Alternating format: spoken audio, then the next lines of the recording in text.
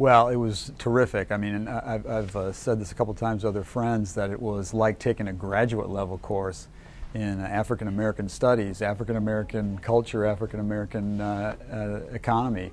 So it was an illuminating experience, to say the least, and I'm really grateful for that. Okay. And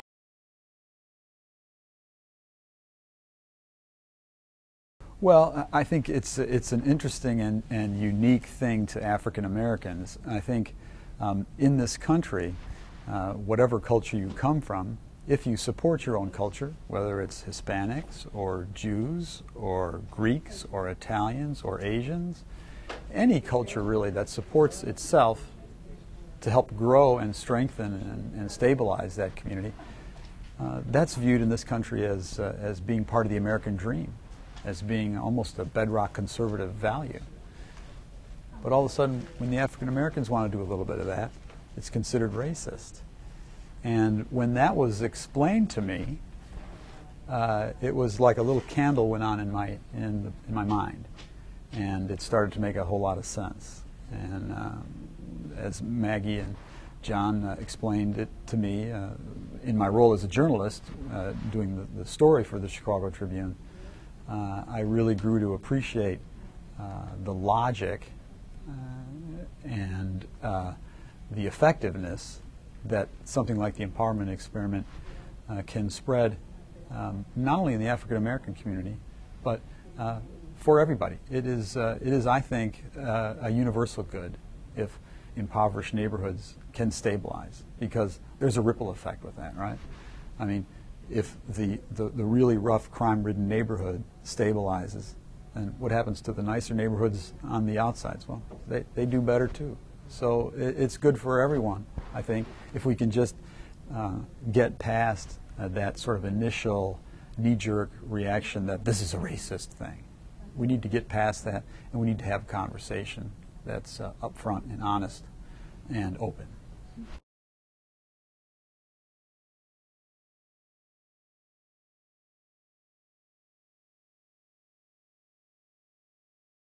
Right, well, I actually am an African-American woman underneath all of this, just so everybody knows.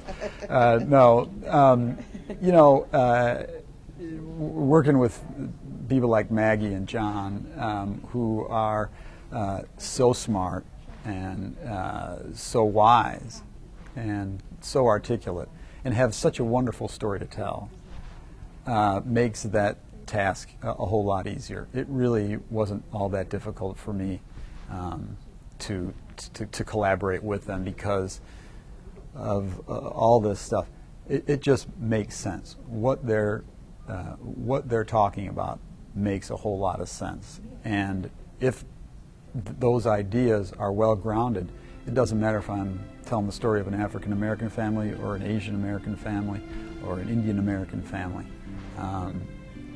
It's about the validity of the ideas and the power for good of those ideas. And you know, Maggie herself is just such an inspirational person that it really was it was a joy to work with her. okay, so it sounds like you're also saying stay true to the art. Oh yeah, as well. Yeah. I mean, you know, it's her story. It's not my story. Nobody cares about, you know, Ted Gregory, lily white guy from the suburbs, helping out on this book. I mean, it's her story, and it is a very compelling story for a number of reasons.